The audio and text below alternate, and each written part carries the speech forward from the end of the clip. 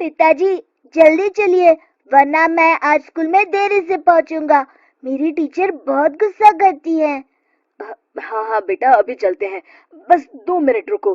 तभी रमेश की पत्नी कमरे से बाहर आती है और रमेश से कहती है, सुनिए जी, आज शाम को आप ऑफिस से जरा जल्दी घर आ जाइएगा। याद है ना, आज आपको मुझे शॉपिंग कराने के लिए लेकर जाना है। अरे भाग्यवान, इस महीने हाथ जरा तंग है। मेरी मानो तो शॉपिंग का विचार कुछ दिनों के लिए अपने दिमाग से निकाल ही दो। मैं तुम्हें अगले महीने पक्का शॉपिंग कराने ले जाऊंगा। अभी मुझे चलना चाहिए, वरना राजू को स्कूल पहुंचने में देर हो जाएगी।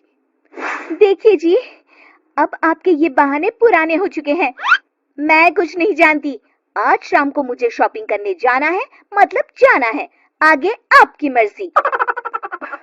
अच्छा ठीक है भाग्यवान, अब तुम पूरा घर सर पर मत उठाओ, मैं कुछ करता हूँ। इतना कहकर रमेश अपने बेटे राजू को लेकर वहां से चला जाता है। घर से निकलने के लिए रमेश जैसे ही अपनी मोटरसाइकिल शुरू करता है, तभी उसकी माँ उसे आवाज देकर कहती है, अरे रमेश, आज शाम को मुझे कुछ पैसे दे देना। याद है ना, मैंने तुझसे कहा था कि मुझे मंदिर में चढ़ावा चढ़ाना है। अरे माँ, मेरी तनख्वाह आने में अभी 10 दिन बचे हैं, अभी मेरे पास बिल्कुल पैसे नहीं है। हाँ, मेरी तनख्वाह मिलते ही मैं तुम्हें पैसे दे दूंगा।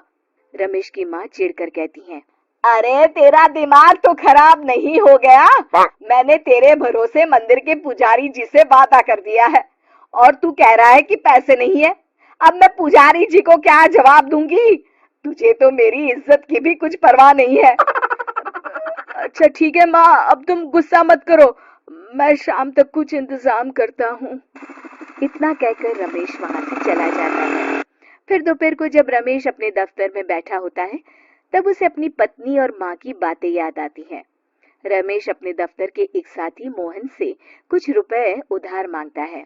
अरे भाई मोहन, मेरा एक छोटा सा काम कर दो, मुझे कुछ रुपयों की सख्त जरूरत है। मुझे कुछ दिनों के लिए क्या तुम रुपए उधार दे सकते हो? अरे रमेश भाई, मैं तुम्हें पैसे उधार तो दे सकता हूँ, लेकिन मुझे वक्त पर पैसे लौटा देना। वैसे भी मेरा मानना है कि दोस्ती यारी में कभी पैसों का व्यवहार नहीं करना चाहिए।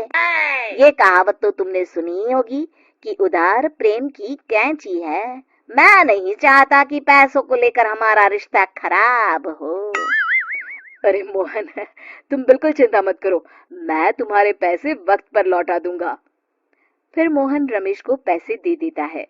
शाम को घर आकर रमेश कुछ पैसे अपनी माँ को देता है और साथ ही अपनी पत्नी को भी शॉपिंग कराने बाजार लेकर जाता है। रमेश की पत्नी और उसकी माँ का स्वभाव जरूरत से ज्यादा खर्चीला होने के कारण दोनों हमेशा बेवजह पैसे खर्च करती हैं। फिर एक दिन, सुनिए जी, अगले हफ्ते हमने छुट्टियों में कहीं बाहर जाने का प्लान बनाया था। आपने पैसों का इंतजाम कर लिया ना? अरे अभी कहाँ, अभी तो मेरे पास बिल्कुल पैसे नहीं है, हम कभी और चले जाएंगे। देखिए जी, मैंने सभी सहेलियों से कह दिया है कि मैं बाहर घूमने जा रही हूँ। अगर मैं नहीं गई तो सब मुझ पर हंसेंगी। आप कहीं से भी पैसों का इंतजाम कीजिए जी। इतना कहकर रमेश की पत्नी वहां से चली जाती है।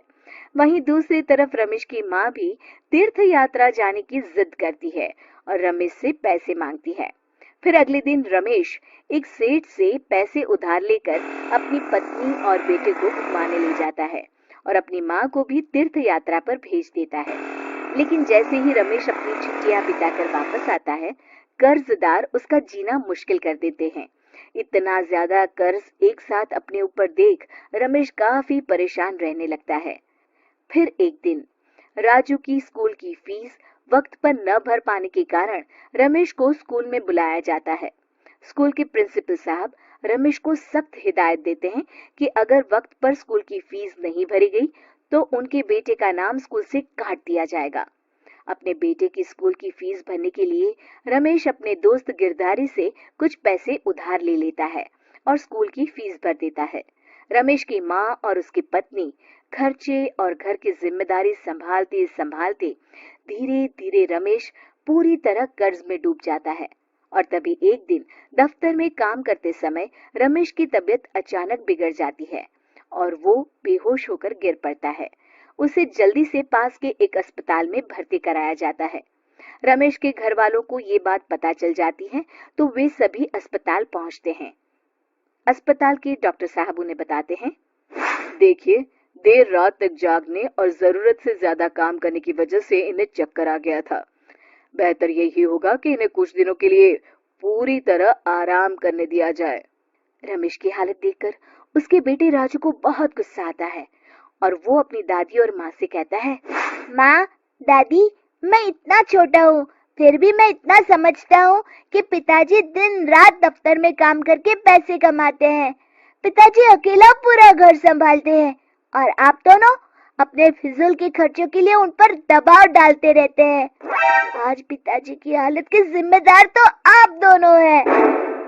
राजू की समझदारी भरी बातें सुनकर रमेश की माँ और पत्नी को अपनी गलती का एहसास होता है और दोनों की आंखों में आंसू आ जाते हैं। फिर कुछ दिनों के बाद रमेश की तबीयत एकदम अच्छी हो जाती है और वो पहले की तरह अपने काम पर जाने लगता है। रमेश की माँ और पत्नी अब उसे किसी प्रकार की कोई तकलीफ नहीं देते और ना ही उससे किसी चीज की मांग करते हैं। फिर देखते ही देखते रमेश अपने कर्ज के सारे पैसे चुका देता है। उसकी जिंदगी पहले की तरह अच्छी हो जाती है और वो अपने परिवार के साथ खुशी खुशी रहने लगता है। शिक्षा, हमारे रिश्ते एक तराजू की तरह होते हैं जिसकी दोनों ओर जिम्मेदारी और समझदारी का वजन बराबर होना चाहिए।